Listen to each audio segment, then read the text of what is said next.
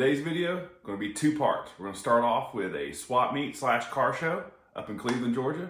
And we're going to finish up the video with some updates on the Courier. Had some time to work on the Firewall, get that knocked out. It turned out pretty sweet. Also got to hang out with my buddy Andrew for a while, a couple of our little antics. Hey, check it out. If you're more into the Courier, fast forward. If not, we appreciate you sticking around for the whole thing. Look at Andrew rolling in here. Actually driving something cool for a change. Oh, I didn't see you there. What's up? Hey, buddy. Hey, what's going on? Oh, you know, just getting all the deals before you get here. Well, I'm sure there's plenty to be had judging by all these skinnies we got out here. Yeah. Park this thing. Let's go spend some money. All right, let's do it.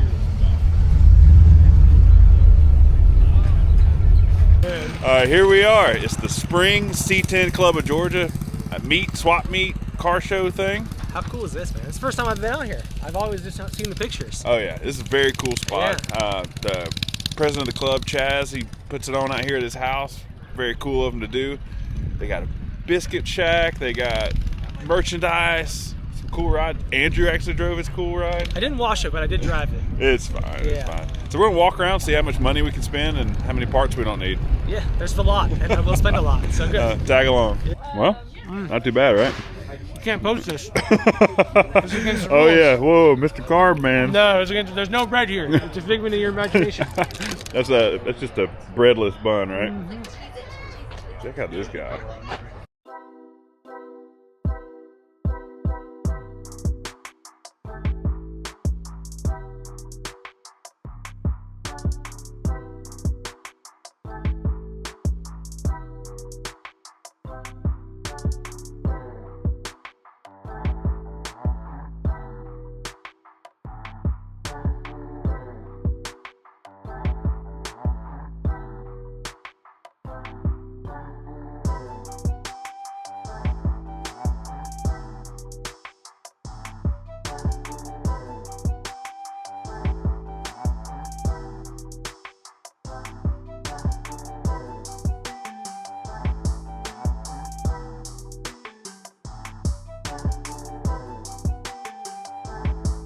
So, breaking news, someone just got a new shop, or ordered it. I ordered it, finally. You know what would be perfect on that new shop wall? Ooh.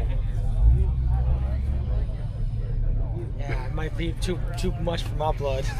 Them shops don't come cheap, you know what I'm saying? Uh-uh.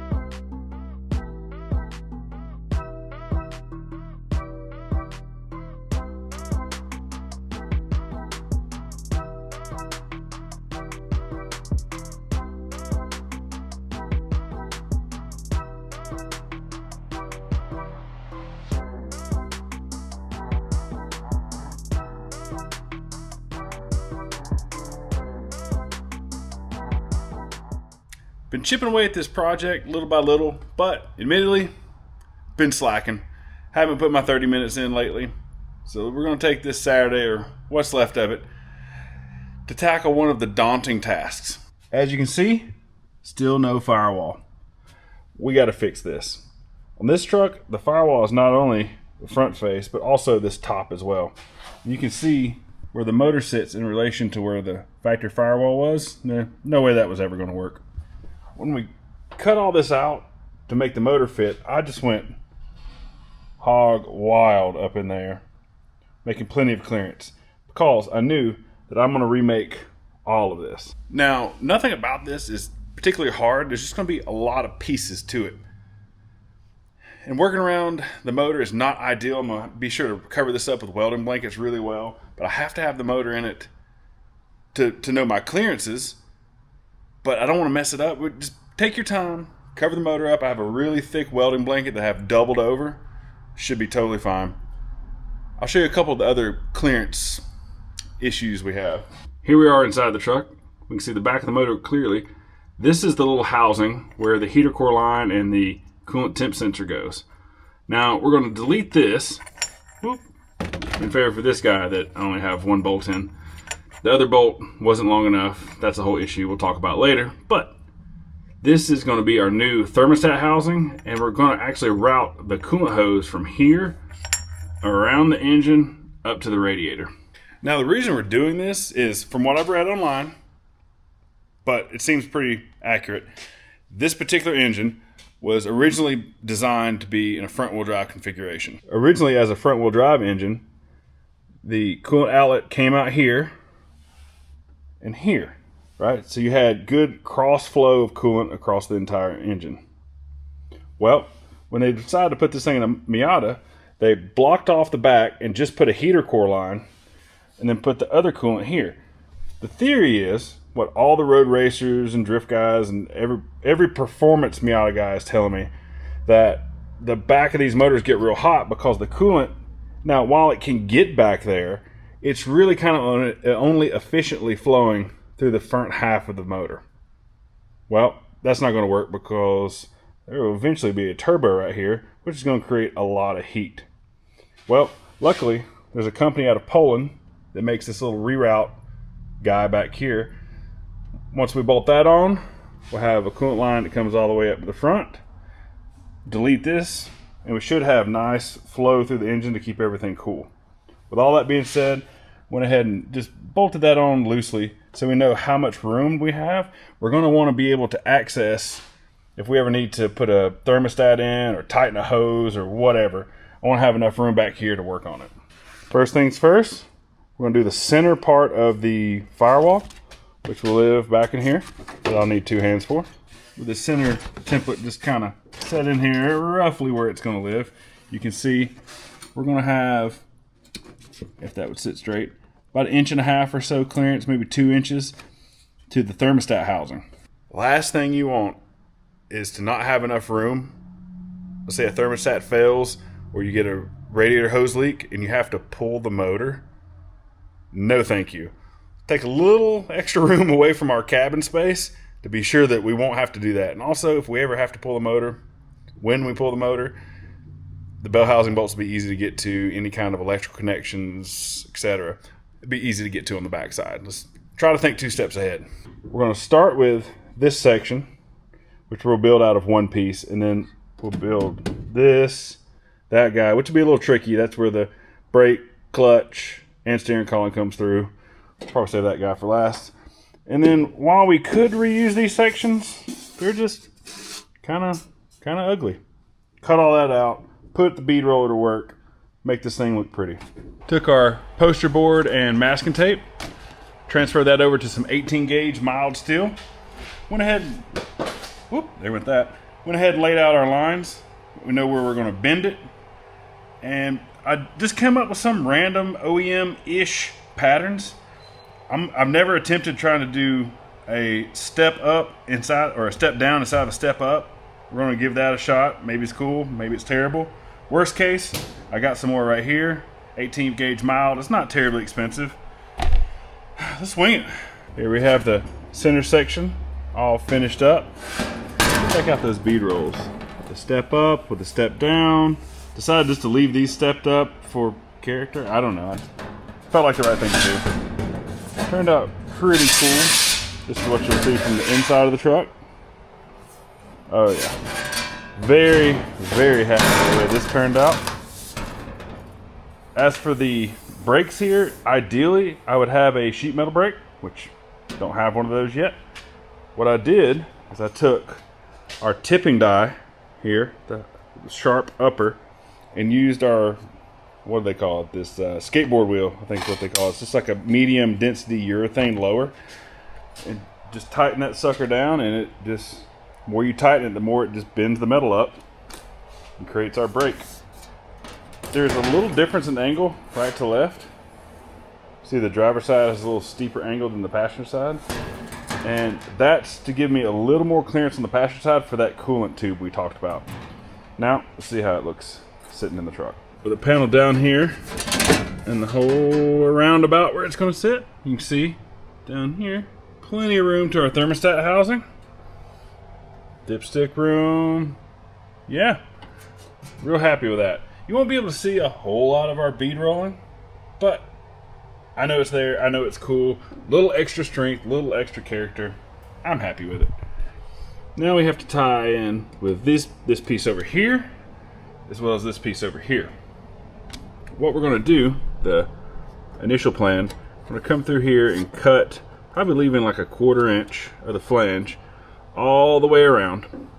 Cut that out. That'll get rid of all of our humped up body lines so we can make our own cool bead rolled panel.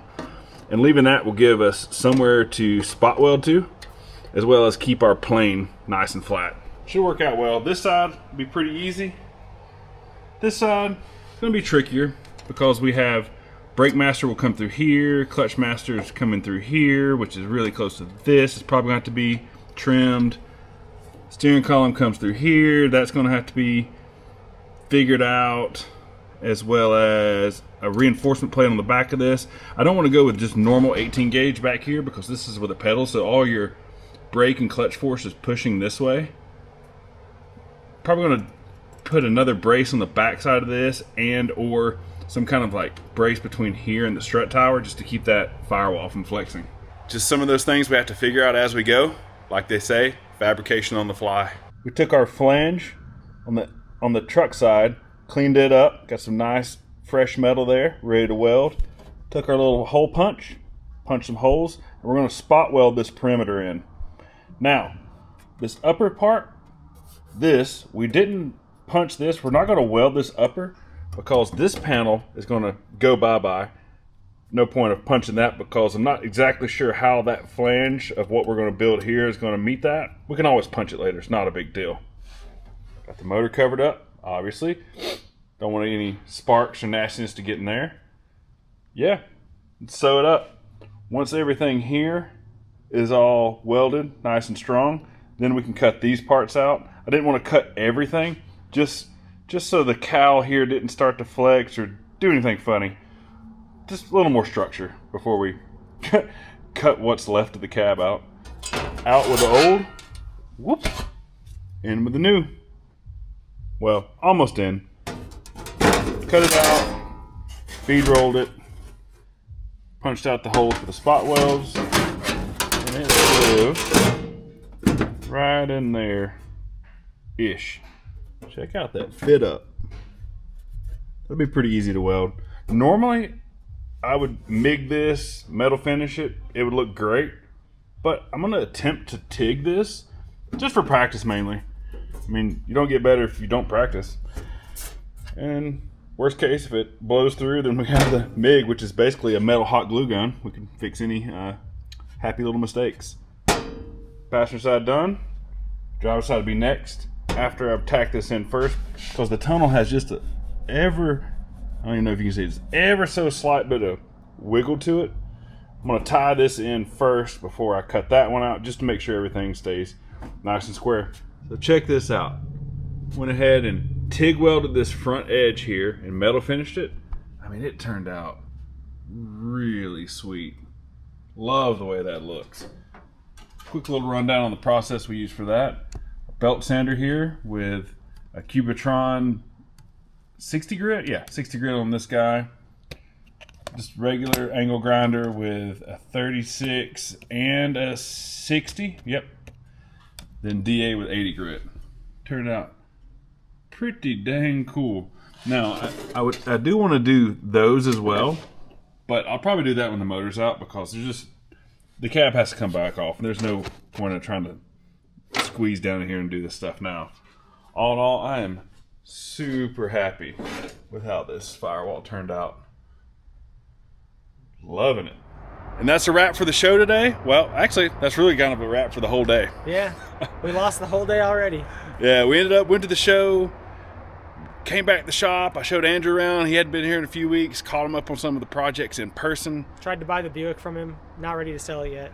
Try to buy it again. Gonna need that one though. Gonna need that one. Yeah, he needs to be part of the flat top crew. Yeah, for sure. And then we went and got our bellies full. Man.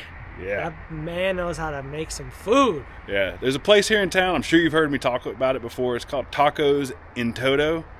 Right down the road. Best Mexican food in town. That's our joint. We love that place. So did that, came back, started tinkering on the Courier and just catching up and BSing, and here it is. Time to get home and call it a day. Short video. Hopefully you enjoyed it. We'll be catching up on more Courier stuff, and we're going to drag one of his projects out here pretty soon. Soon. Yeah, so soon. We see you. I've seen the comments on the NASCAR truck. It's coming out. Yeah, it's still around. It's still around. So it needs to get finished up. We're actually going to have to do like basically a rescue of it. We're going to have to rescue it from Andrew. Quite literally, it's going to be a will it run. Somebody has left a vehicle with no windows, no air cleaner, no anything sitting outside. It'll be fun. Yeah. So we're going to do that. We're going to make it a little more streetable, finish up some of the fab work. I know everyone will see that, and it's going to have some circles cut in it. Oh, that's a circle cutting machine. This blue truck? Yeah. Nice truck. Finally. Finally. Been waiting. So yeah, anyway, thanks for sticking around. We'll see you next time. Later.